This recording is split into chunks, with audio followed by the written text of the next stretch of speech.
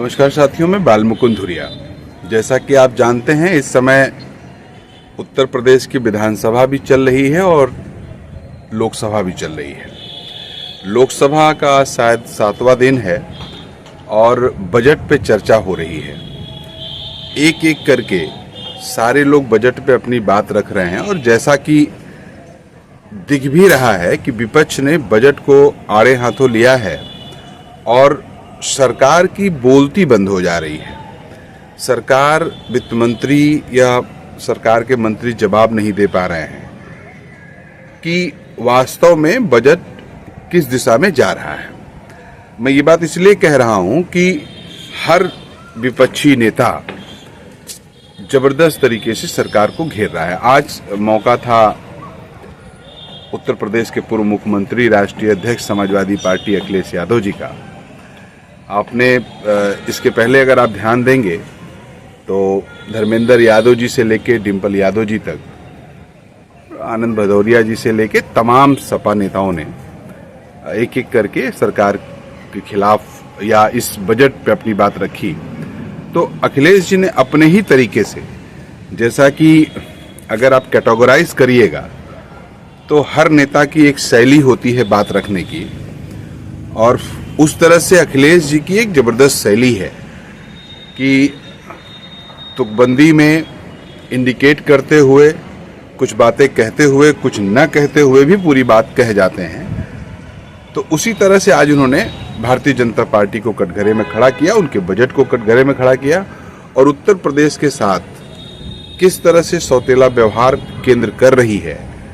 और बार बार अखिलेश जी ने कहा कि आप हार का बदला किस्म का ले रहे हैं और उत्तर प्रदेश की जनता के साथ आपका ये व्यवहार बेहद ही निंदनीय है, बहुत गलत है। और तमाम योजनाओं पे उन्होंने अपनी बात रखते हुए, एक्सप्रेस वेज पे और जिस तरह से बिहार के भीतर कुछ एक्सप्रेस वे बन रहे हैं और महाराष्ट्र और मुंबई को जोड़ते हुए दिल्ली से बन रहे हैं, इसको भी इंडिकेट करते हुए कि सबको लिंक करके आप वो एक देश वाला फ्रेम नहीं दिखा रहे हैं और अपनी राजनीति के तहत जो आपकी राजनीति को मुफीद बैठ रहा है वो काम भाजपा कर रही है। भाजपा इस लिहाज से देश को केवल पॉलिटिकल और वोट के नजरिए से देख रही है। इस तरह के तमाम हमले उन्होंने किए। आप जरा सुनिएगा, अच्छा लगेगा। इस सरकार का लगातार ये 11वां बजट है। 11वें बजट के बाद भी नाउम्मीदगी दिखाई दे रही है और सरकार में है तो सरकार के लोग तो अच्छी बात करेंगे ही। न केवल नाउम्मीदगी दिखाई दे रही है, बल्कि जो चेहरों पे खुशी होनी चाहिए थी सरकार बनने के बाद, वो चेहरों पे उतनी खुशी नहीं दिखाई दी।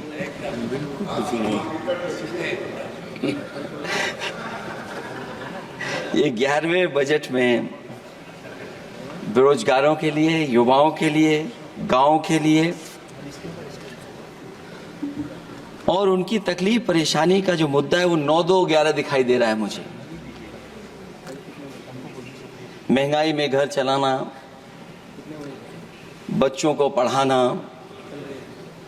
और घर के बड़े बुजुर्गों की दवा इलाज से लेकर के महंगाई का जो सामना करना पड़ रहा है, ये बातें परिवार वाले बखूबी जानते हैं।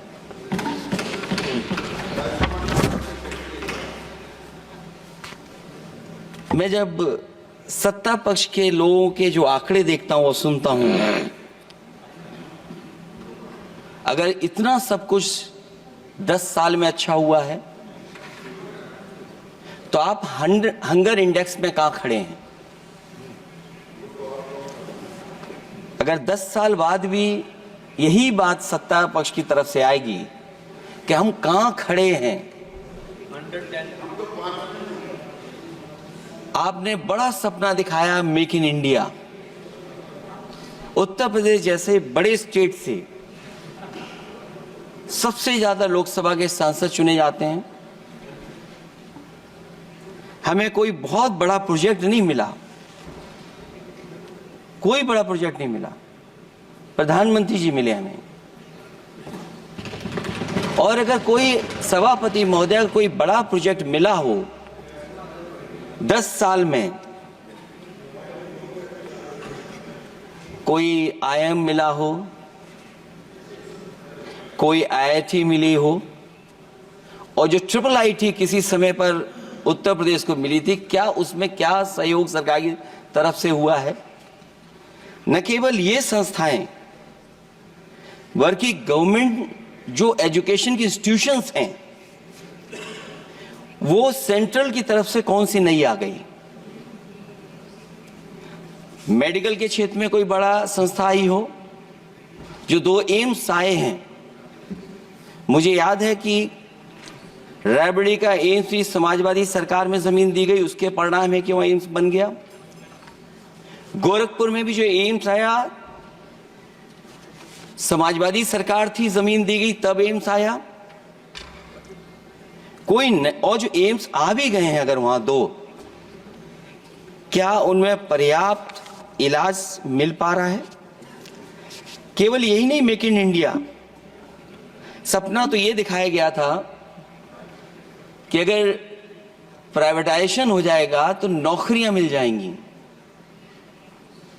कुछ हद तक तो बहुत सी चीजें प्राइवेटाइज हो गईं, लेकिन नौकरियां कम होती चली गईं।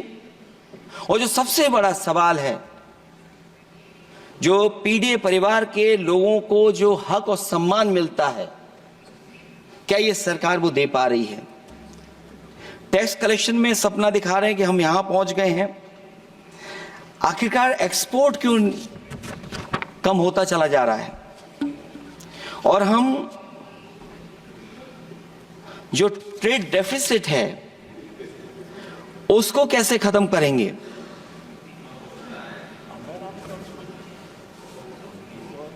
दस साल में अगर हम वहीं के वहीं खड़े हैं और कोई ऐसा कुछ न दिख रहा हो, और परिणाम जो रिजल्ट आए हैं यूपी के, उसमें दिखाई दे रहा है कि आपने कितना काम किया है। सभापति महोदय, अगर ये सब कुछ अच्छा किया होता तो क्या परिणाम ऐसे आए होते? जहां हारे ही नहीं हैं आप, सीटें ही कम नहीं हुई हैं। देश के प्रधानमंत्री जी भी वोट से हारे हैं, वोट से हारे। जो कभी 5 लाख तक जीतना था जिन्हें, या 10 का टारगेट बनाया था, कितने से जीते? तो कम से कम इन चीजों को तो देखें। मैं जब सुनता हूं सत्तापक्ष लोगों को, तो मुझे वो लाइनें याद आ जाती कि वो झूठ बोल रहा था, बड़े सलीके से मैं एतवार न करता तो और क्या करता।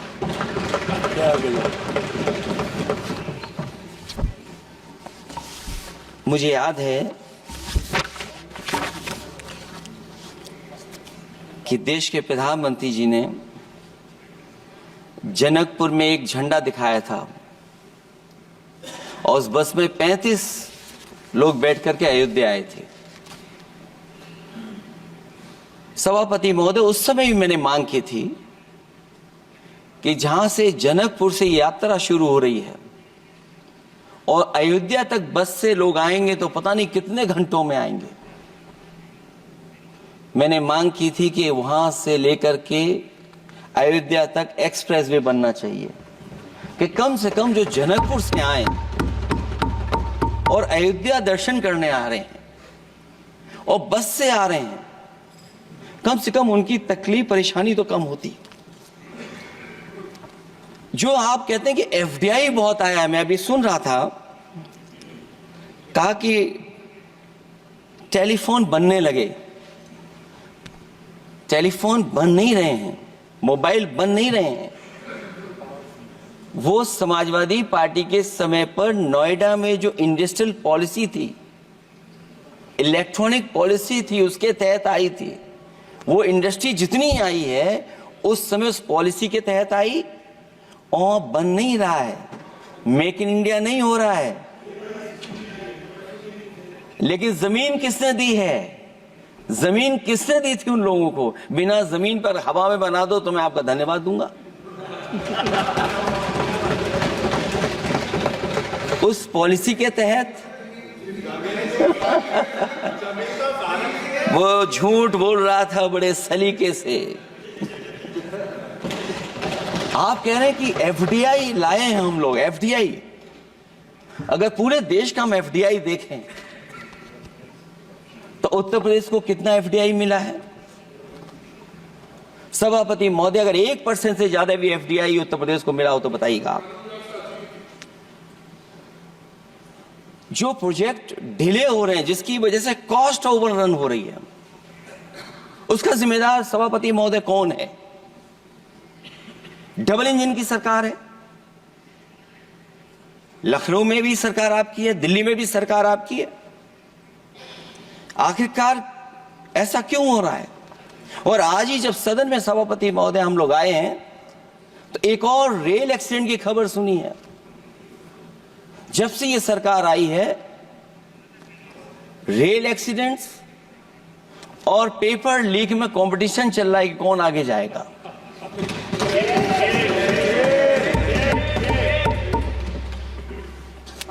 मैं तो अखबारों में पढ़ता था सभापति महोदय कि तोड़ फोड़ करके ये सरकार बनाते हैं। अभी एक सदस्य पिछली बार वो तोड़ फोड़ कर करके शायरी भी बनाने लगे हैं। जो प्रोजेक्ट और जिस प्रोजेक्ट के लिए प्रधानमंत्री जी एयरफोर्स का सबसे बड़ा हवाई जहाज हरकुलिस विमान लेकर के आए थे और वो सड़क पर उतरे थे, वो एक्सप्रेसवे पर उतरे थे। मैं समझता हूं सभापति महोदय, यहां जितने माननीय सदस्य हैं सबने देखा होगा और सबने निर्देश के अनुसार उस पर ट्वीट भी किया होगा। वो जो एक्सप्रेसवे अगर किसी ने बनाया था सभापति महोदय, जो डिजाइन, टेक्नोलॉजी का पार्ट, अलाइनमेंट, वो समाजवादियों की देन थी, वो आपकी देन नहीं थी। ये बात मैं इसलिए कह रहा हूं सभापति महोदय क्योंकि इस बजट में सरकार चलाने के लिए आपने पैकेज दिया है। हमें कोई नाराजगी नहीं है पैकेज देने की, आप पैकेज और दीजिए। लेकिन अगर आप बक्सर से भागलपुर एक्सप्रेसवे बना रहे हैं तो आप उत्तर प्रदेश के पूर्वांचल एक्सप्रेसवे को क्यों नहीं जोड़ रहे हैं? और मैं तो कहूंगा आपसे कि केवल अगर आप 25 किलोमीटर जोड़ देंगे, जहां पूर्वांचल एक्सप्रेसवे रुक गया था, केवल 25 किलोमीटर आप जोड़ देंगे तो दूसरे काम को अपना जो बनाते हैं, आप ये कह पाएंगे कि दिल्ली से लेकर के आपने भागलपुर तक एक्सप्रेसवे दिया है। हाँ जी, वो अभी से नहीं, बहुत पहले से बन रहा है। बहुत पहले से बन रहा है। मैं ये नहीं कहना चाहता कि क्या दिया आपने, मैं ये कहता हूं कि अगर आप बक्सर से भागलपुर एक्सप्रेसवे दे रहे हैं केवल बिहार के लोगों को खुश करने के लिए, मैं उससे सहमत हूं कि आप बिहार की तरक्की के लिए एक्सप्रेसवे दें, लेकिन जो पखनपुरा जो आखिरी गांव है जहां पर छूट गया है, वहां से आप क्यों नहीं जोड़ रहे हैं? और हमारे स्टेट के लिए आप कोई नया एक्सप्रेसवे क्यों नहीं दे रहे हैं? आप हमारे लिए क्यों नहीं दे रहे हैं एक नया एक्सप्रेसवे? आप दिल्ली के बजट से दे रहे हैं, आप यूपी अपने बजट से बना रहा है। आप बताइए कोई यूपी को आपने एक्सप्रेसवे दिया हो? कोई एक्सप्रेसवे नहीं दिया। और मैं तो कहूंगा, और याद दिलाइएगा अपनी सरकार को, एक बुंदेलखंड एक्सप्रेसवे बना था, अभी बताएंगे आपको उसका भी। सभापति महोदय, एक बुंदेलखंड एक्सप्रेसवे दिया सरकार ने, उत्तर प्रदेश सरकार ने, वो दिल्ली के बजट का नहीं है। मैं मांग कर रहा हूं कि दिल्ली के बजट से कोई एक्सप्रेसवे मिलना चाहिए। जो बुंदेलखंड एक्सप्रेसवे दिया, प्रधानमंत्री जी उद्घाटन कर करके वापस लौटे। अब रिपेयर का पैसा कौन देगा? वो आज भी रिपेयर मांग रहा है। सभापति महोदय, कोई कल्पना कर सकता है कि नया एक्सप्रेसवे बनाओ जिसका प्रधानमंत्री जी ने उद्घाटन किया हो, वो आज रिपेयर मांग रहा हो? और वो एक्सप्रेसवे 6 लेन नहीं है, वो 4 लेन है। मैं इसमें भी सुझाव देना चाहता हूं, ये जो बुंदेलखंड वाला एक्सप्रेसवे है, ये अभी 15,000 करोड़ से ज्यादा का बना है स्टेट गवर्नमेंट का। इसको मुनाफा नहीं हो रहा, टोल कलेक्शन नहीं है बहुत ज्यादा, इसको सतना से जोड़ दिया जाए और बुंदेलखंड जहां से शुरू हो रहा है हमारे डिस्ट्रिक्ट इटावा से कम उसको हरिद्वार तक ले जाना चाहिए। अगर हरिद्वार से लेकर के सतना लोग चले जाएंगे तो शायद बुंदेलखंड के लोगों को भी लाभ होगा। और सबसे बड़ी बात है सभापति महोदय, दिल्ली और लखनऊ मिलकर के उन एक्सप्रेस वे की सेफ्टी से और उसकी डिजाइन से खिलवाड़ कर रहे हैं। जो इंडियन रोड कांग्रेस कहती है, जो डॉक्यूमेंट कहता है, वो ये कहता है कि मीडियन सड़क का 12 मीटर से लेकर के 14 मीटर होना चाहिए। आप जाकर के देख के आइए, जो पूर्वांचल वाला बना है उसका मीडियन कितना है? क्या भविष्य में आपने चलने वालों की सेफ्टी के साथ खिलवाड़ की है कि नहीं की है? ये आपको विचार करना पड़ेगा। जिस समय लद्दाख और चीन को लेकर के सवाल उठा था सभापति महोदय, उस समय पॉलिटिकल पार्टी से सुझाव मांगे गए थे और सुझाव ये मांगे गए थे कि आप क्या सुझाव देना चाहते हैं। तो उस समय जो सुझाव समाजवादी पार्टी ने दिया था, वो सुझाव ये था कि लिपू लेक से लेकर के आपके ग्वालियर तक 6 लेन हाईवे बनना चाहिए। कभी जरूरत पड़ने पर सीमाओं पर हमारी फौज का आना जाना जल्दी हो जाए। और मुझे याद है, जो अखबारों में मैंने पढ़ा था, सरकार ने उसको स्वीकार कर लिया था कि 6 लेन हाईवे बनेगा वो। लेकिन जब टेंडर की बात आई तो सुनने में आया कि वो 4 लेन बनने जा रहा है। और अभी जब वो काम हो रहा है, जब काम मैंने दोबारा उसको देखा तो पता लगा कि डबल लेन पेव शोल्डर बन रहा है।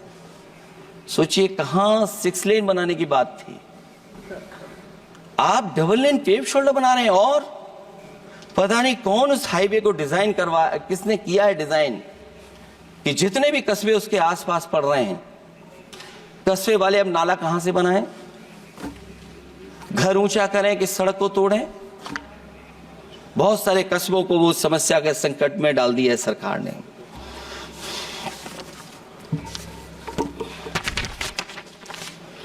जो सरकार मंचों से ये कहती थी कि हम किसानों की आय दोगुनी कर देंगे, आज तो 11 साल हो गए सरकार को। किसान की आय दोगुनी हो गई क्या सरकार बताए?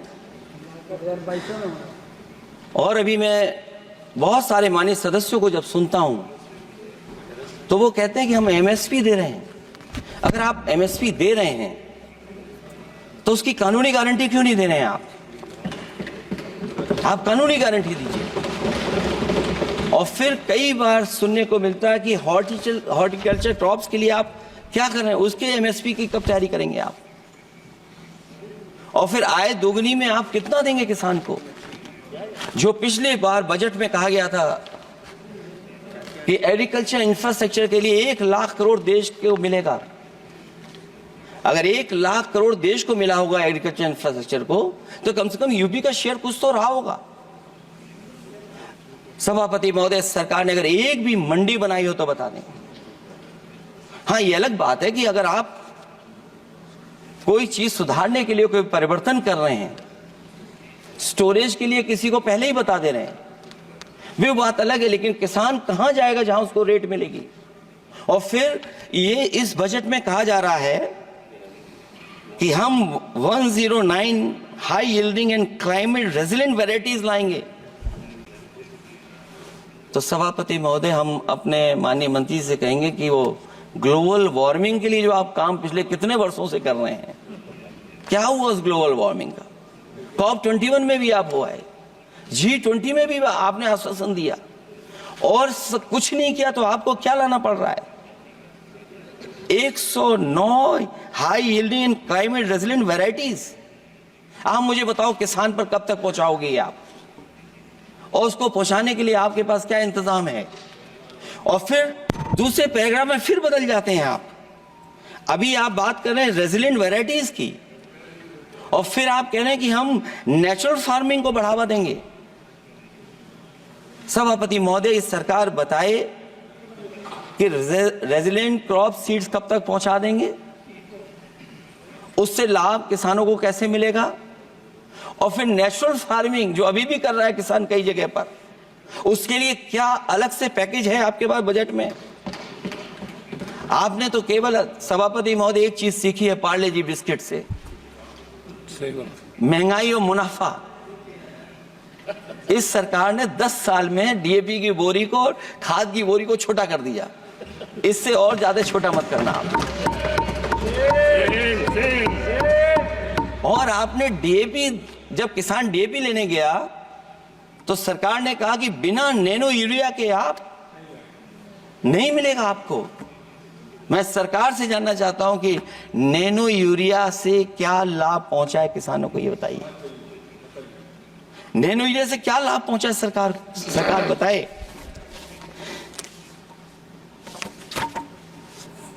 हमारे यहां बड़े बड़े आयोजन हुए सभापति महोदय, इन्वेस्टमेंट मीट के बड़े बड़े आयोजन हुए इन्वेस्टमेंट मीट के, और 5 लाख करोड़ के एमओयू साइन हो गए। 5 लाख करोड़ के। मैं ये सभापति महोदय, बजट हमारी क्या मदद कर रहा है उत्तर प्रदेश के उद्योग लाने के लिए। और ऐसे आयोजन हुए जिसमें देश के प्रधानमंत्री आए, देश के राष्ट्रपति आए, और देश के जितने बड़े उद्योगपति सब आए थे। लेकिन आज यूपी को क्या मिला वहां पर? किसानों के लिए एग्रीकल्चर सेक्टर में बड़े बड़े एमओयू हुए, लेकिन आज जमीन पर कुछ नहीं दिखाई दे रहा है।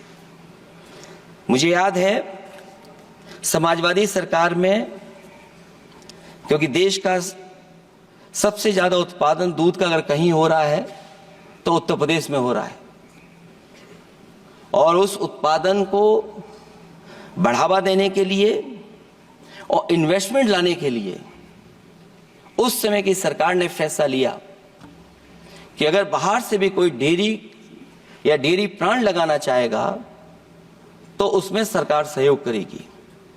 और परिणाम यह हुआ कि गुजरात की 3 अमूल प्लांट लग गए यूपी में। तो मैंने उद्घाटन किए, एक देरी से हुआ तो देश के प्रधानमंत्री जी ने किया। लेकिन उसके बाद कोई नया प्लांट आया हो तो बता दें। जो अमूल से पुरानी संस्था है, क्या उसका सहयोग कुछ करेंगे आप लोग? क्या आप पराग का सहयोग करेंगे कुछ? न केवल दूध उत्पादन में उत्तर प्रदेश आगे है, बल्कि चीनी में और गन्ने की पैदावार में भी कभी आगे कभी पीछे होता है। किसानों को भरोसा दिलाया गया था कि उनकी भी आय दोगुनी हो जाएगी, उनको भी बहुत सुविधाएं दी जाएंगी, बिजली फ्री दी जाएगी। सभापति महोदया, उन्हें फ्री बिजली नहीं दी सरकार। यह आश्वासन था आपका। और आज अगर उत्तर प्रदेश पिछड़ इसलिए रहा है क्योंकि सबसे महंगी बिजली अगर कहीं कोई पा रहा है तो उत्तर प्रदेश पा रहा है। और मुझे याद है, क्योंकि बात ये मुझे इसलिए कहना चाहिए, बीजेपी के एक विधायक जो सबसे बुजुर्ग थे, वो देश के प्रधानमंत्री जी के क्षेत्र में बिजली 24 घंटे आए, उसके लिए वो धरने पे बैठ गए थे। वहां के अधिकारियों ने कहा कि बुजुर्ग हैं, इनका स्वास्थ्य बेहतर नहीं है, इनका धरना आप उठवा दीजिए। मैंने सभापति महोदय उनको बुलाया, मैंने उनकी बात सुनी। उन्होंने कहा कि प्रधानमंत्री जी के क्षेत्र में 24 घंटे बिजली होनी चाहिए। उसी दिन मैंने फैसला ले लिया कि प्रधानमंत्री के क्षेत्र में 24 घंटे रहेगी बिजली। और मैंने उससे मांग की सभापति महोदय कि उत्तर प्रदेश देश के प्रधानमंत्री को बनाने में सबसे बड़ा सहयोग किया है। इसका कम से कम बिजली का कोटा तो बढ़ जाए यूपी का। वो 8 साल हो गए, उत्तर प्रदेश ने देश के प्रधानमंत्री को तो दे दिया, लेकिन अभी तक बिजली का कोटा नहीं बढ़ा। हमें उम्मीद है 11 शुभ होता है, इस 11वें बजट में कुछ तो सुविधाएं ऐसी उत्तर प्रदेश को दी जाएंगी जिससे वहां के लोगों को लाभ पहुंचे, मदद पहुंचे।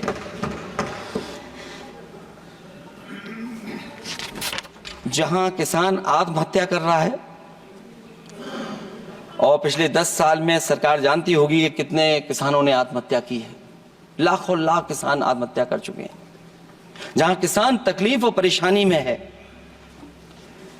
वहीं सबसे ज्यादा अगर संकट किसी चीज पर आया तो वो नौकरी पर आया है, रोजगार पे आया है। जब सरकार का बजट मैं पढ़ता हूं तो जो स्कीम्स लाई जा रही हैं उसमें, क्या ये स्कीम नौजवान को पक्की नौकरी दिलाएगी? क्या इन स्कीम से 5,000 रुपए देकर के आप नौजवान का भविष्य बनाना चाहते हैं? आप क्या दे रहे हैं आप? और मुझे तो ये लगता है कि जो वर्क फोर्स आप बना रहे हैं ट्रेनिंग देकर के सरकार के पैसे से, अंतोगत्वा इनको भी एक्सप्लॉइट वही लोग करेंगे, उद्योगपति। आखिरकार जब इतनी टेक्निकल, इतनी ट्रेंड फोर्स होगी, तो आप ये मुझे बताइए कि उसके भविष्य क्या होगा? अगर इतने बड़े पैमाने पे आप ट्रेनिंग करा रहे हो, सरकार का बजट उसमें खर्च हो रहा है, तो सभापति महोदय उनका भविष्य क्या होगा? 5 साल के बाद। और जो अग्निवीर वाली नौकरी है, सभापति महोदय, कोई भी नौजवान जो फौज के लिए तैयारी करता है वो कभी स्वीकार नहीं कर सकता। जब पहली बार ये स्कीम आई थी अग्निवीर, उस समय बड़े बड़े उद्योगपतियों से ट्वीट कराया गया था कि अग्निवीर से अच्छी कोई योजना नहीं है, इनको हम नौकरी दे देंगे, हम अपने यहां रख लेंगे। और शायद सरकार में बैठे लोगों को यह बात याद होगी, क्योंकि सरकार खुद स्वीकार करती है स्कीम ठीक नहीं है, तभी वो अपनी अपनी सरकारों से कह रहे हैं कि अग्निवीर वाले जो लौट करके आएंगे उन्हें कोटा दीजिए, आप नौकरी दीजिए।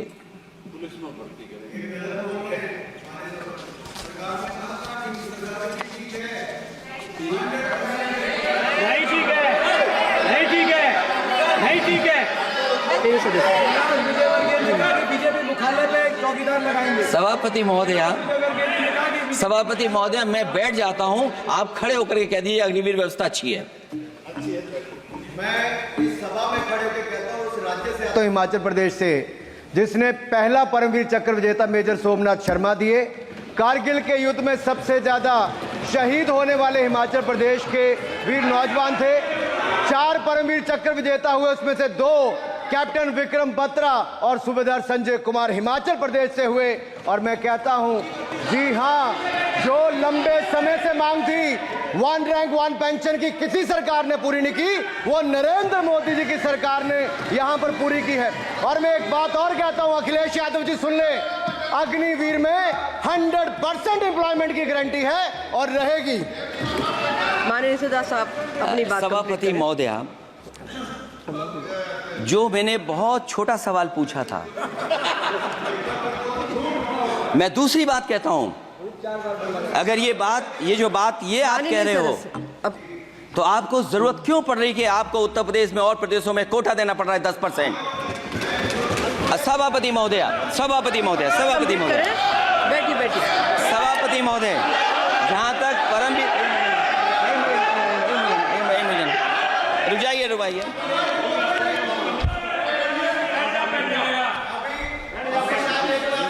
अरे सुन लेने दो। माननीय सदस्य साहब अपनी सभापति महोदय, चेल जानते हैं आप कहाँ हैं? चेल जानते हैं आप कहाँ हैं?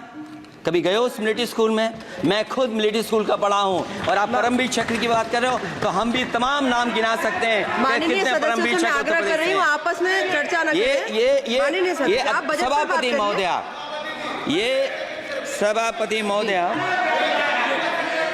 जी जी, 1 मिनट से भी कम, मैं 1 मिनट से भी कम मैं आपके सामने कहना चाहता हूं, ये तो केवल मिलिट्री स्कूल गए हैं। मैं आज भी टेरिटोरियल आर्मी के 124 रेजिमेंट में कैप्टन के रैंक पे अपनी सेवाएं दे रहा हूं। अखिलेश जी केवल ज्ञान मत बांटिए, राहुल गांधी जी के साथ बैठकर अब वहां बुलाने का झूठ बोलने की आपको आदत पड़ माननीय गई। सदस्य प्लीज बैठिए, प्लीज प्लीज। माननीय सदस्य से मैं आग्रह कर रही हूँ, आप अपनी बजट पर चर्चा करें। सभापति और भी महोदय, आपका समय भी पूरा हो गया है, मैं प्लीज कंप्लीट करिए। सभापति महोदय, मैं इसलिए नहीं कह रहा, मैं क्या बात कहना चाहता हूँ, शायद मंत्री जी नहीं रहे इसलिए तकलीफ परेशानी ज्यादा है। और आप अरे हमारा दर्द नहीं समझोगे, हम आपका दर्द चेहरे से पढ़ते हैं। अच्छा दर्द मैं बताता हूँ, दर्द मैं बताता हूँ। माननीय सदस्यों से मैं आग्रह कर रही हूँ, सभापति महोदय, दर्द मैं बताता हूँ, दर्द में बताता हूँ। बजट पर चर्चा करिए माननीय सदस्य, प्लीज बजट पर चर्चा सभापति करिए। दर्द में बताता हूँ, देखिए दर्द बात पहुंचेगी कि नहीं पहुंचेगी। सभापति महोदय, उत्तर प्रदेश से जब से हारे हैं तब से कोई नमस्कार नहीं कर रहा है, तकलीफ वो है आपको। कंप्लीट करिए। वो माननीय वीडियो सदस्य, हमने प्लीज देखा कंप्लीट है करिए, प्लीज कि कंप्लीट कोई करिए। किसी को नमस्कार नहीं कर रहा है, कोई किसी को देख नहीं रहा है। चलिए धन्यवाद माननीय और जो अपने आप को बहुत ताकतवर कहते थे, बहुत ताकतवर कहते थे आप अपने आप को, जिसने हराया उसको नहीं ये हटा पा रहे हैं। अब बात समझ में नहीं आई ना? माननीय सदस्य, जिसने हराया उसको नहीं हटा पा रहे। और अगर माननीय सदस्य, सभापति प्लीज, महोदय, माननीय अग्निवीर सदस्य। व्यवस्था समाजवादी लोग स्वीकार ही नहीं कर सकते। आप बजट पर पूरी अपनी बात सभापति रखिए। महोदय, अग्निवीर स्वीकार नहीं कर सकते। आप अपनी जब भी चर्चा हम रखिए, सत्ता कोई में दिक्कत आएंगे, नहीं। साल 2 साल, ये चलने वाली सरकार नहीं है, गिरने वाली सरकार है, याद रखना आप। माननीय सदस्य, और देखिए आप क्यों नहीं समझ रहे हो, साइकिल हमारा चुनाव चिन्ह है, साइकिल ही आपको सरकार चलवा रही है। जिस दिन साइकिल हट गई आप कहां बैठे मिलोगे। और दूसरे हमारे साथी हैं जो हमें लेकर के यहाँ लाए थे। माननीय हम यहाँ सदस्य से मैं छूट गए, आग्रह कर वो रही चले हूँ, गए वहाँ। कंप्लीट करिए। सभापति महोदय, मैं एक 2-3 बातें कहता हूँ यूपी को लेकर के मैं मांग करता हूँ। कंप्लीट करिए आप। सभापति महोदय, चंबल एक्सप्रेस वे बनना चाहिए, क्योंकि देश का सबसे बड़ा एक्सप्रेस वे जो 1 लाख करोड़ का बना है वो दिल्ली मुंबई से है। और यूपी को क्यों नहीं जोड़ रहे हैं आप? गंगा को लेकर के सब चिंतित हैं, गंगा की सफाई अभी नहीं हुई है। जो बजट गया पता नहीं कहां चला गया, किसी को नहीं पता। जैसे पानी बहा वैसे ही बजट भी चला गया। दूसरा, क्योंकि मंत्री जी बैठे हैं, वो जानते होंगे मंत्री जी कि देश की सबसे अच्छी लाइन सफारी बनी है इटावा में, और उस लाइन सफारी को बनाने में हम लोगों को बहुत समय लगा, क्योंकि एक लाइन सफारी, एनिमल सफारी अगर बननी हो उसको बनाने में बहुत टाइम लगता है, बहुत जगह से परमिशंस लेनी पड़ती हैं। हम लोगों को परमिशंस नहीं मिली, और क्योंकि वो प्रोजेक्ट अच्छा है, एशियाटिक लाइन्स की ब्रीडिंग शुरू हो गई वहाँ पर। ये सरकार इसलिए नहीं शुरू करना चाहती है क्योंकि वो समाजवादियों ने बनाई है। पहली बार देश में एशियाटिक लाइन्स पैदा हो रहे हैं। नहीं, वहां पर इटावा में पहली बार हो रहे हैं, और वो इसलिए नहीं शुरू कर रहे हैं। और वो शेर मैं बता दूं आपको, शेर आया था कि कोई और आया था, वो कहानी मैं नहीं पढ़ूंगा यहाँ पर, फिर मैं बोल दूंगा तो फिर कहोगे कि क्या बोल दिया मैंने, इसलिए मत बुलवाइए तो ही अच्छा है। कि कुछ तो धन्यवाद माननीय सदस्य, धन्यवाद। कुछ मत बुलवाइए मुझसे। सभापति महोदय, मैं ये कहना चाहता हूँ कि लाइन सफारी, एनिमल सफारी उस क्षेत्र की, यूपी की प्राइड है वो, कि पहली बार ब्रीडिंग सेंटर एशियाटिक वहाँ पर बन गया है। दिल्ली की सरकार और यूपी की सरकार मिलकर के उसको शुरू नहीं होने दे रही है। मुझे उम्मीद है कि उसको शुरू करवा देंगे आप। और आखिरी में मैं कहता हूँ, चलते चलते आप 2 लाइनें कहता हूँ, बुनियाद को नकार कर जो इमारतें उठाएंगे, हम भी देखते हैं वो किस मंजिल तक जाएंगे। धन्यवाद। बहुत बहुत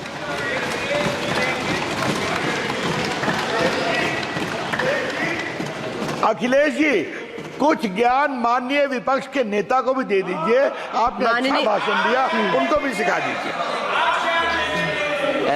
हालांकि अयोध्या को मैंने कहा हम काम नहीं रोक रहे हैं, लेकिन सभापति महोदय मैं कहना चाहता हूं इन लोगों का कौन टाउन प्लानर है, कौन आर्किटेक्ट है, मैं नहीं जानता हूं, लेकिन ये जब सरकार से चले जाएंगे तो विश्व की सबसे बढ़िया नगरी अगर कोई बन करके दिखाएंगे तो वो अयोध्या नगरी होगी। माननीय सदस्य क्योंकि इससे बड़ा सम्मान और कोई नहीं हो सकता।